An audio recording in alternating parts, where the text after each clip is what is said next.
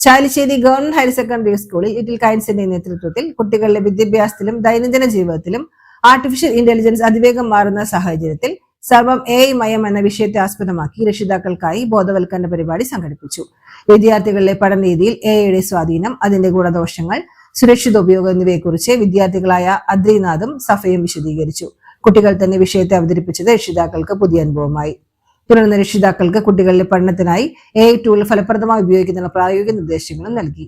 Digital സുരക്ഷ, cyber ഭീഷണികൾ, തെറ്റായ വിവരങ്ങളെ തിരിച്ചറിയൽ തുടങ്ങിയ വിഷയങ്ങളിലും ബോധവൽക്കരണം നടന്നു.